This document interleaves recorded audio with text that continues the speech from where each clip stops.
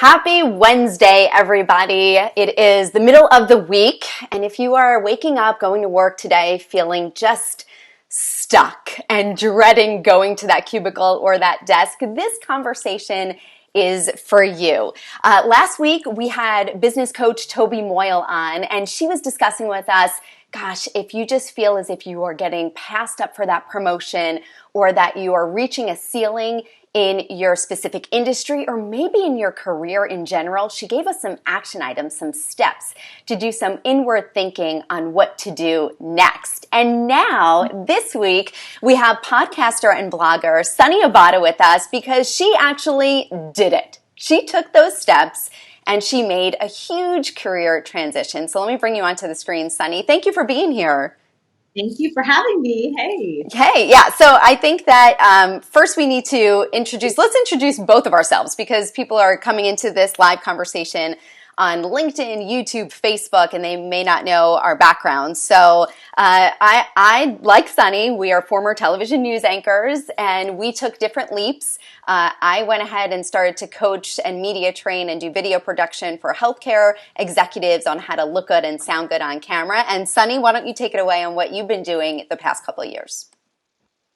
Yeah, I stepped away from my job, as you mentioned, as the main anchor here at the Fox affiliate in Orlando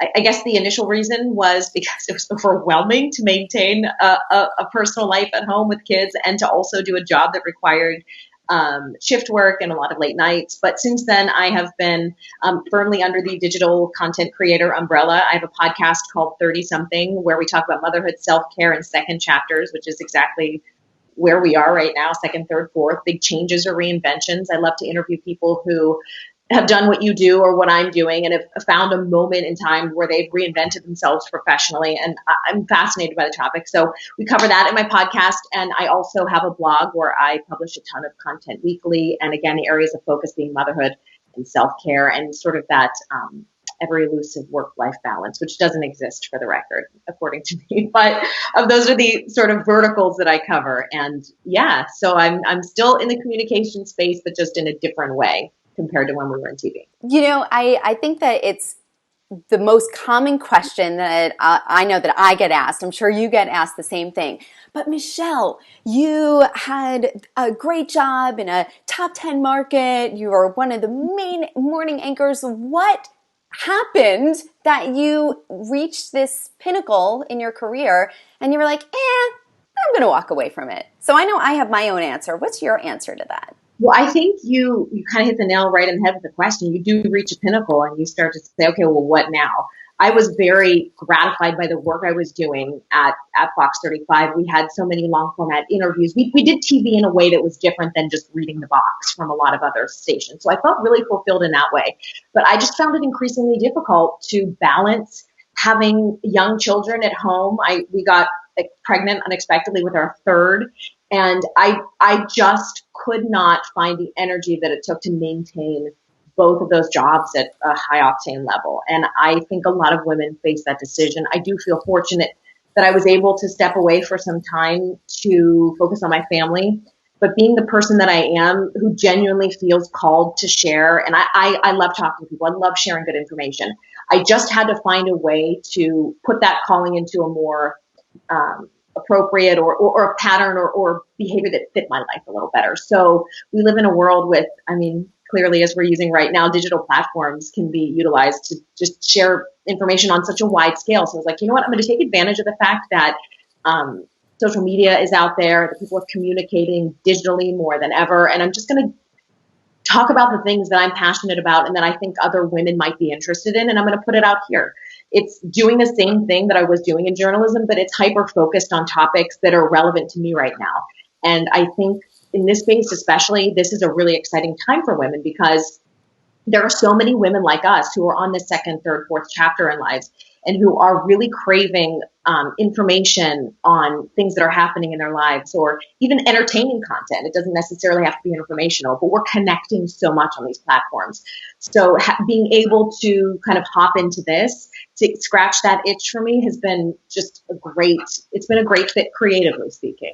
So I think you stepped into a piece of that conversation that I'd like to hone in on even more. And it's just that idea that you feel called to share stories. And I know for me, when I was working day in and day out in news, it got very downtrodden. So the content that we were expressing, the stories that we were expressing, they had a negative taint to them, right? And we're talking about things that are about murder, about sadness and darkness in our lives. And I think, I don't know if it happened for you, but I think that weighs on you. Even though you leave the station, the newscast is over, it weighed on me. And it really changed my perspective about how I live my day to day. Did that happen for you as well? Absolutely. I mean, it was a constant perspective changer and perspective shifter. And like we said, we were talking about subjects daily that literally dealt with life and death. And for a while, I was really able to compartmentalize, because I think that's sort of an essential part of that job, because otherwise you'd go under. But yeah, it definitely got to a point where I felt more impacted. I will say that, uncomfortable topics and the ability to cover them professionally, obviously it's completely necessary for journalists to continue to do the great work. And I know, for one, I'm so grateful that there are people who are continuing to ask those tough questions or cover those difficult stories. It just wasn't for me anymore. And I just got to a point where I was realizing that I had achieved at the local level exactly what I wanted to. The only thing beyond that for me would be to change markets. And as you know, TV, it's geographically related, right? As you go up in markets, you have to change cities. And I had kids. We weren't going to move. I was in a great spot and we were covering interesting topics, but I just couldn't physically do it anymore. And I'm not ashamed of that. I think a lot of women can feel pressure. We can feel pressure from ourselves and other people to put on this balancing act for the world and say, well, look, yeah, I mean, I'm doing it all. Right. But you can't do it all well. And you can't show up all the time for everyone in the way you need to. So I'm okay saying, it was not working for me in my personal life. So did you have a moment, because I could go back to an exact moment where I said to myself, this isn't going to last too much longer. Do you have that moment in time? I don't have a moment, but I had the buildup of about a year to a year and a half of really questioning whether or not I was going to re-sign a contract. I actually walked away from re-signing, and then I ended up re-signing against my gut instinct and coming back for a year. And that's no knock on the station. It was an incredible team of managers that kind of sat me down and convinced me. And they said, what if this and what if that? And they were so flexible with my schedule. And I was lured kind of back in. I'm not intending for that to come across maliciously, but they really gave me a lot of freedoms, and they really made it easy for me to come back. So I went back, and immediately I realized I probably shouldn't have, not because of what they were not giving me, but because it just didn't feel right. It just felt wrong. It felt wrong. And I was really my issue was physical health, mental health, relationships. Those were all rapidly declining. I was, while I was working in TV news, I was in the emergency room. I thought I had a heart attack. I was having chest pains that were so intense. It felt like someone was was reaching into my chest and squeezing my heart. And, I never saw my husband. We were ships passing in the night, and my kids were getting to an age where their school schedules were changing. So all of this sort of combined, and no matter how appealing the station made it, which they did, they were so wonderful. I just couldn't get past the things that were happening on the other side of my life. And it is really a phenomenon that I find is unique to women, because for as much as we all support and appreciate equal rights and equal opportunities, there is only one gender having babies. Men just can't physically have it. And there are a lot of changes that happen mentally and physically when you have babies. So there are things that only we can do. And there are consequences that only we deal with. It's an unpopular opinion, but the hormone changes associated with the postpartum period, the physical changes, the exhaustion, we are experiencing that in a way that's so different because we were the ones who gave birth. So no matter how many concessions were being made outside of that, it's difficult to be a working mom. I bow down to every working mom out there for that reason, because your body and mind never go through more changes than that period. And we see so many amazing examples of women who rebound, I'm using that word because I don't know what else to use, but so well to go back into their new lives or new chapters after that. And I think that is so tremendously inspiring. And that's why my content these days focuses so much on motherhood. It's really complicated, and there are so many facets of it that change us as women. So to be able to speak to topics that relate to that is just such a passion of mine. Don't you feel like we all relate to these things especially after having kids? I can tell you that for me, I had two scenarios that were just moments in time that for me, my world stopped. And not many people in broadcasting, we don't have to detour the conversation, but many times that you have a marriage where one person will work in a different city in a television market because they pursued that last dream or whatever, which was my case. And my husband was here in Orlando. We're both Orlando based. So he was here still working in Orlando, and I was in Atlanta. And I remember Sonni sitting alone in my apartment in Atlanta. And it was just silent. There were no children in the background making that joyous noise. There was no husband in the background. It was just me, and I was alone. And I remember thinking, is this worth it? Is this what I worked years and years and years and years and years for so I could have the career and nothing else? So that proceeded, and I was pregnant, so I'm all about the hormones at that point. But then my son was born prematurely at Northside Hospital. And the moment he was born, and I was looking at him like in the incubator, I was like, I am never, ever leaving your side. Mm-hmm. And just that moment, I mean, I could cry right now. So I think you're onto something where women are faced with that point where you have to make a choice of, how can I support my child, support my family, be a good wife, a good mother, a good friend, a good content creator, a good person for myself? How do I uplift myself in the best way possible? And how do I take care of myself? And I think that's why I am so intrigued about listening to all the stories that you cover in your podcast, because I know I had a very systematic way that I went about leaving my dream job. And I love hearing how other people go about it, because everybody has such a different story. So my question to you now is, if you had to speak directly to someone who is going through this angst, this moment, as we both shared ours, this moment in their lives, what would you say to them to offer any guidance? I would say my first advice to anyone, regardless of what field you're in, if you're feeling in need of a change or you're feeling that a transition is imminent, I always say get quiet. I think minimizing distractions for a period of time that allows you to reconnect with where you are. It really is hard these days to completely disconnect for 1 minute, let alone, an hours or days that it might take to reflect on where you really want to be with your life. I mean, it's a challenge. So I would say force that quiet time. I think that we all genuinely know what's best for us in a moment of quiet or silence.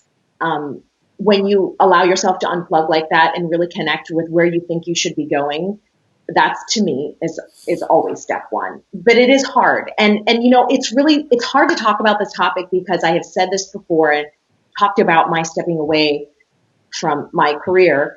And I've heard criticisms that, it must be nice. You have a husband. And it is, I am fortunate in that way that I was married to be able to. So I'm acknowledging that not everybody can feel a feeling or need a change and immediately take it. I recognize that that's part of the equation. That's not to say that over time you can't take those answers you find and eventually find a way to transition to where you want to be. I know for everybody, it's not going to be quitting your job and walking away within, a couple weeks like we did, or months. I know that the transition period for people is longer, but I think at the core of finding where you want to be is knowing who you are and what matters to you.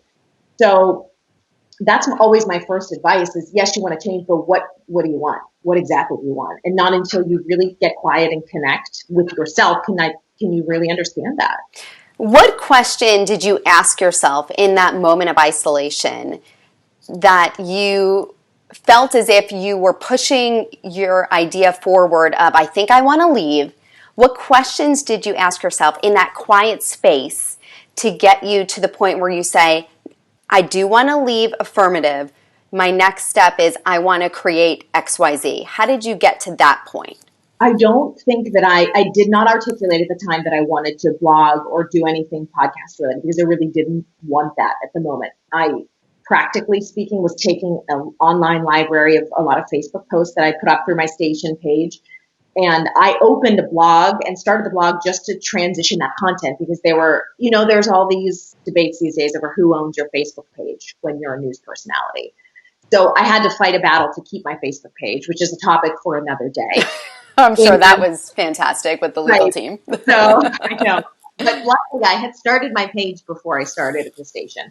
But the blog was created as an initial catch-all for all the digital content that I had put up. Because when I was at the station, I was posting frequently on my page about motherhood and all that stuff. So I was like, well, look, I put this all out there. This is something I'm passionate about writing about. So let me just move that here and use that as like a temporary spot. And then I really got into the idea of writing and blogging. So, but I think the question I was asking myself at that moment was, what will I think of what I was doing with my time 50 years from now? You know, I am able to make a change. What will I think of myself? And how happy will I be with my decision if I choose to X or Y? And I would fill it in. And it was as simple as that. And listen, I know that for some people, the answer is going to be staying at work and feeling relevant in a way outside of motherhood. I respect that. That was me until it wasn't me. So I get both sides of that. But I think it was just slotting in those two things, looking at it with a little bit of perspective and saying, will I have been happier if I made this decision or that decision? And it was repeatedly asking myself that and being really aware in my day-to-day routine. Are you going to be okay if you walk away because you won't get to do this anymore and you won't get to do this fun stuff and cover the Daytona 500 and cover the presidential races? Are you going to be okay with that? Then I'd have to answer every time, yeah, I'd be okay with that. Mm-hmm. I mean, it was, I think for me, that's why it took a while, because I wanted to make sure. I wanted to run through every possible thing that I might miss about my job before I walked away from it and make sure that there was nothing left. But I do think that we should honor the things that we do miss and, like you said, be okay with it. So this past week, as a journalist, I don't know about you because I love politics, like this week was really hard for me. I mean, my husband still makes fun of me because I watch national news as if it's like eating candy for a kid. I mean, I consume it throughout the day. I have so many text alerts. My point being is that last week was difficult because of everything that happened. Impeachment, Iowa caucus debacle, just the primary debate. There were so many things where I was itching. Yeah. But when I sat on my couch looking at my baby monitor, it's like, I'm good, because I knew that we would have had to been traveling to all those different areas, and that wasn't going to be any family time involved with that. And I do think that there's value in sitting down and making that choice of, am I okay being not on the front seat of history any longer in that same capacity, and really talking about things that are more heartfelt, that speak to me more personally. So I love that you honored that. Yeah, you have to. I mean, that is a characteristic that really separates a journalist from another just digital content creator. I really feel that we are fueled by, it really sounds corny, but a passion and a calling. And it excites all of us in the biggest way to be at the forefront of these conversations because, to us, that's something that's worth discussing and worth being aware of. And it is definitely the biggest part of being away from news in an official capacity that I have missed. But, like you said, it's one or the other. And in an honest moment right now, I'm happy with where I picked. Right. So I have something that I dubbed as systematic dreaming. So for me, I made that decision to do what I wanted to create as an entrepreneur. I went full throttle on that. But there was a time where I'll be really straight up. When I chose to start my business, we were not in a place where I could be like, okay, good here. We're just going to lose that salary. So I needed to plan it out. And that's that planning phase. I say in my speeches is systematic dreaming, because I had the dream, I knew the destination, but how was I going to get there in a way that still felt good and still brought in income? Because we could have all these big dreams, but we still have to deal with childcare. We still have to deal with the bills that are coming in. We still have to pay the mortgage. So I was very aware of something that you referenced earlier, that we know both sides of the coin, and I think that that's something that is a stop for many people. It is the obstacle that they can't get over. So what would you tell people who have to go push through that obstacle and kind of take that drill and go right through that huge rock to say, I could do this? There is a way to make my dream happen, even if we're on one salary and I'm the breadwinner, even if I have to pay for daycare for 3 kids. What would you say to those people? I mean, I would say, I think the key word there is systematic, or, planned and very articulated way of reaching that. I mean, my personal way of this is a conversation I have frequently with my husband, because I'm a big picture and I'm the shotgun, he's the scalpel. So I will come to him and say, okay, this is my idea. I want to start a podcast. Okay, Sonni, well, we have to, start your LLC. We have to open your checking account. We need to have this amount of money in your checking account in order to cover your production costs and your editing, blah, blah, blah, blah. So I think you answered that well. It's systematic. It is breaking a bigger thing down into all of the small steps, acknowledging that there won't be a giant influx of money with your first brand partnership or your first, freelance article that's published somewhere. And being willing to keep chipping away at the small things until you get to where you want. I mean, I'm 3 years and change into this, and I've mastered my workflow to an extent in some sort of areas of my output. But, because it's a freelance world, and because, like you, I have to reach out individually to every person that I want to work with, that to me is still a work in progress. And I write down small things that I need to do. And it could be something as small as, I have a company in mind that I want to work with. I've reached out to a friend who's in PR who can connect me with the person that's in PR with that company. That's one item. Now, mind you, I'm doing this with 3 kids at home too. So my goals are really small day to day, because I have pickups and drop-offs and blah, blah, blah. But really, the satisfaction of checking off one minor goal at a time to get to that bigger thing is how I break it down. And I have to, or else I would look at the enormity of my goal and just be scared and step away. Every big thing is broken down into monthly, weekly, daily. And I think everybody's system is a little different. It's certainly something that you refine over time, but yeah, it's breaking it down to the smallest possible achievable goal for the day or week, and moving on to the next. I totally agree with you. I think that it's very easy to get stagnant in this field when you're an entrepreneur, you're trying to do everything yourself, and it's very easy to say, oh my gosh, I literally said this not too long ago. I was like, gosh, I really should have taken that other job. It would have been so much easier. I would have just shown up. I could have gotten a paycheck every 2 weeks. This is uncharted waters, but it speaks to my soul. So I think that's why we're both here. Okay, getting back to the 3 steps that you would give people who are in this state of flux and just feel as if things are off within themselves. You said the first one is isolate yourself, to do some introspection. What's number 2? Number 2 is building a team. And this does not have to mean spending money on a team. In my world, in the creative space, there are so many different facets of production that, result in the end product. So for me, that looked like looking locally for a photographer and videographer, agreeing to what we both thought was a reasonable day rate for their work. So building a team around me to do the things that I know that I couldn't do. I have things to say, but I'm not going to be the one. I don't have the time or ability to shoot it and edit it and run it through post for graphics. So strategically finding people who you need to help you start. It's going to look different for everyone, but utilizing resources like Upwork. I used Upwork for logo creation.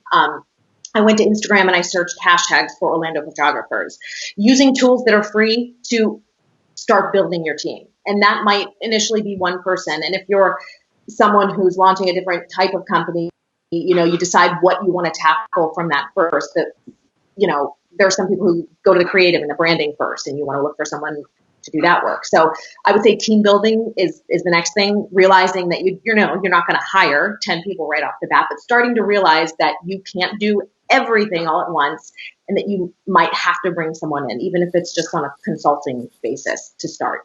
And then, like we said, just the third sort of tip or advice would be just to slowly chip away. I keep my standards very low for myself as a person who is, I would say, responsible for 90% of my output. Like I said, work with editors for for my podcast and for my videos and things. But 90% of what you see coming from me on my Facebook page, on my Instagram page, on my blog is done by me. It's created, the graphic, whatever.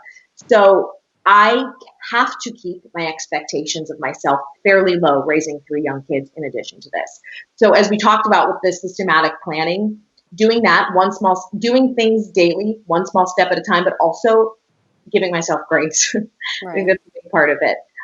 It's not an easy road. And if you're not self-motivated or you don't feel that your work is aligned with your calling, you won't do it. So that's how you'll know if you make the right decision to step into what, because you just won't do it anymore. I mean, there have been many periods where I have not made a dime. I've not reached out to do any brand partnerships because I'm enjoying doing what I do so much that I'm just putting it together by myself because I like it that much. So it's up and down. And I think it's a process where while you do have to have goals that you slowly check off the list, you also have to give yourself a lot of grace through the process. So I have one caliber of success for the day when it comes to building this business is, what is the one thing that I could do today that is going to move me forward? One thing. I love that. And that's it. Because raising small children is a part of the picture that gets brushed aside, in my opinion, way too often. And when you're putting that much dedication into your family and just the structure of your day, you're pulled in a million different directions. So when I sit down alone at night and ready to close my eyes, I say, did I do everything that's going to make me proud of who I am today? Was I a good wife, a good mother, etc.? But also, what is the one thing I did for my business that I could go to sleep saying, I'm in a better spot tomorrow morning? Yeah, and it could be something so small. Like you said, it could be a reach out to connect with someone to, get their thoughts on an upcoming project. It could be a blog post. It could be sharing a post on LinkedIn that you felt strongly about. It could be so simple, but just giving yourself recognition for that small step. Absolutely. Okay, so if somebody says to you again, oh my gosh, why? Oh, why, Sonni, did you leave your career? In one sentence, give me the best sound bites. I'm putting you on the spot.